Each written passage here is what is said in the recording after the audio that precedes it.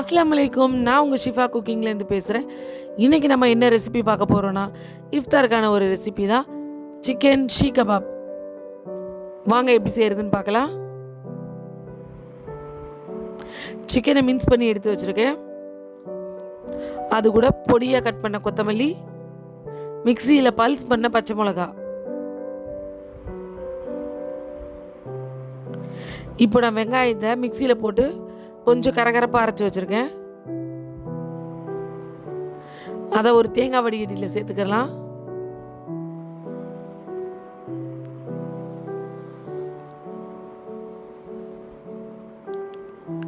அதுலேயே ஒரு ஸ்பூன் இஞ்சி பூண்டு பேஸ்ட்டும் சேர்த்துடுறேன்.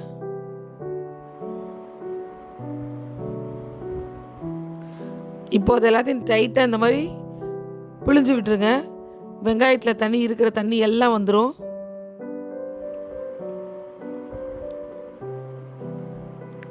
நம்ம இந்த தண்ணியோட சிக்கனில் சேர்த்தோன்னா கபாப் பிடிக்க வராது, ரொம்ப கொல கொலன்னு இருக்கும். அப்புறம் நீங்கள் நிறைய கார்ன்ஃப்ளவர் சேர்க்க வேண்டியது இருக்கும். அப்புறம் கபாபில் அந்த டேஸ்ட்டே இருக்காது. இந்த மாதிரி பண்ணுறதுனால கபாப் அப்படி சாஃப்டாக இருக்கும்.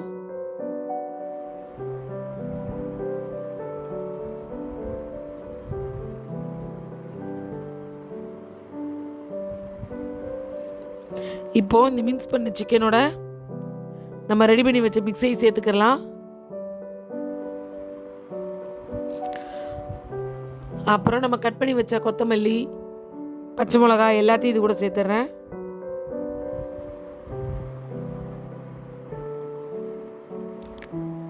ஒரு அரை டீஸ்பூன் மிளகாத்தூள், கொஞ்சமாக மிளகுத்தூள்,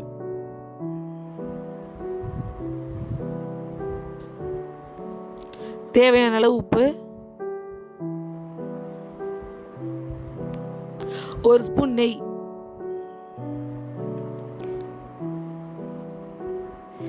இப்போ இது எல்லாத்தையும் நல்லா மிக்ஸ் பண்ணிக்கலாம்.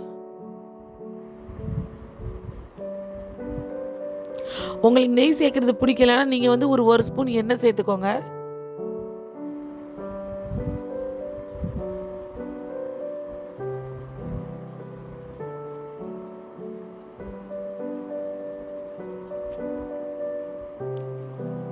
இப்போ ஃபைனலாக 2 ஸ்பூன் கார்ன்ஃப்ளவர் மாவை சேர்த்து மறுபடியும் எல்லாத்தையும் நல்லா பிசைஞ்சு விட்டுடலாம்.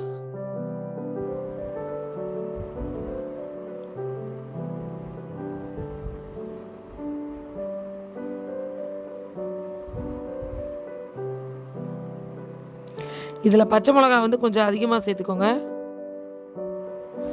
பார்த்தீங்கன்னா நம்மளோட மிக்ஸ் ரெடி ஆகிடுச்சு. இப்போ நான் இதை மூடி ஃப்ரிட்ஜில் ஒரு 2 மணி நேரம் வைக்க போகிறேன். அப்போ தான் அது கொஞ்சம் நல்லா செட் ஆகும்.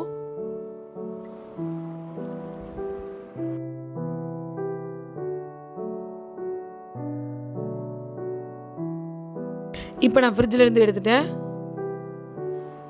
பார்த்தீங்களா, நல்லா செட் ஆகிருக்கு. இப்போ நான் கபாப் பண்ணுறேன் பாருங்கள்.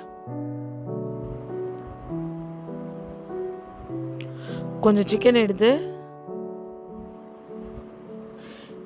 இந்த மாதிரி ரோல் மாதிரி பண்ணி கையில் வச்சு ஃப்ளாட்டாக தட்டி விட்டுட்டு அந்த டூத் பீக்கில் ஒன்று எடுத்து நடுவில் அப்படியே வச்சு நீங்கள் அப்படியே சுற்றி மூடிடுங்க. அவ்வளவுதான். மொத்தமாக ஃபோல்ட் பண்ணிட்டீங்கன்னா உங்களோட கபாப் ரெடி ஆயிரும். நல்லா ரெடி பண்ணி முடிச்சு இந்த மாதிரி பெரில் வரல வச்சு ஒரு அழுத்தம் கொடுத்தீங்கன்னா அந்த ஷேப் உங்களுக்கு கரெக்டாக கிடச்சிரும்.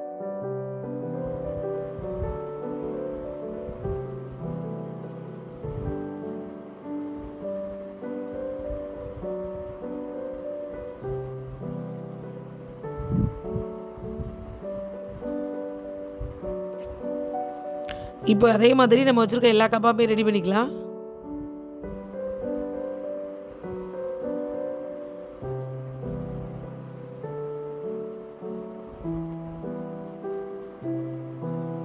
இந்த கபாப் குழந்தைங்க கூட ரொம்ப பிரியமாக சாப்பிடுவாங்க. ஏன்னா அவங்க சாப்பிடும் போது இதில் வெங்காயம், பச்சை மிளகாய் எதுவுமே தனியாக தெரியாது. எல்லாமே நம்ம ரொம்ப ஃபைனாக போட்டனால மிக்ஸ் ஆகிடும். இப்போ ஒரு கடாயில் கொஞ்சமாக எண்ணெய் ஊற்றி காய வச்சுருக்கேன். அதில் இந்த மாதிரி பார்த்தீங்களா, நம்மளோட கபாபை எடுத்துகிட்டு போய் பொறுமையாக அந்த ஸ்டிக்கை உருவிட்டு அதில் அப்படியே போட்டுருங்க. பார்த்தீங்களா, பொறுமையாக எடுத்தாலே ஸ்டிக் எடுத்தாலே அது வந்துடும். இல்லை உங்களுக்கு எடுக்க வரல அப்படின்னா நீங்கள் ஸ்டிக்கோடு சேர்த்து பேனில் வந்து போட முடியுதுன்னா உங்கள் பேனில் அந்த மாதிரி போட்டுக்கோங்க. இல்லைன்னா நீங்கள் கபாப் பிடிக்கிறதுக்கு முன்னாடி ஸ்டிக்கை வந்து ரொம்ப சின்னதாக கட் பண்ணிடுங்க. கட் பண்ணிவிட்டு கபாப் பண்ணிங்கன்னா அப்படியே நீங்கள் பேனில் போட்டுடலாம்.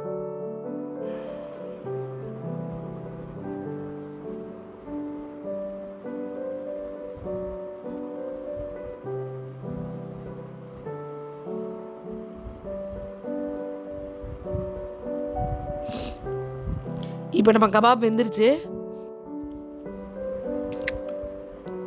அதை திருப்பி விட்டுக்கலாம்.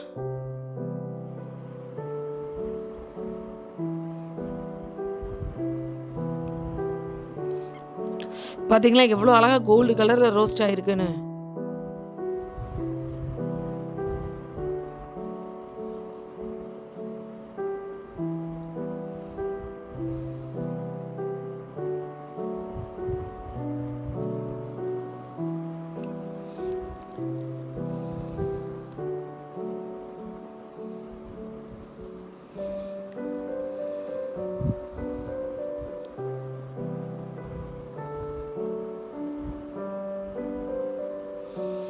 நம்ம கபாப் எல்லாத்தையும் எல்லா பக்கமும் திருப்பி விட்டு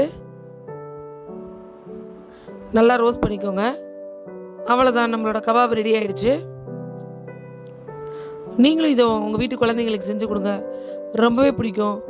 பிடிச்சிருந்துச்சுன்னா எப்படி இருந்துச்சுன்னு எனக்கு கமெண்ட் பண்ணுங்கள். உங்களுக்கு என்னோட இந்த ரெசிபி பிடிச்சிருந்துச்சுன்னா என்னோடய சேனலை லைக் பண்ணுங்கள், ஷேர் பண்ணுங்கள், சப்ஸ்கிரைப் பண்ணுங்கள், மறந்துடாமல் பெல் ஐக்கானை கிளிக் பண்ணுங்கள்.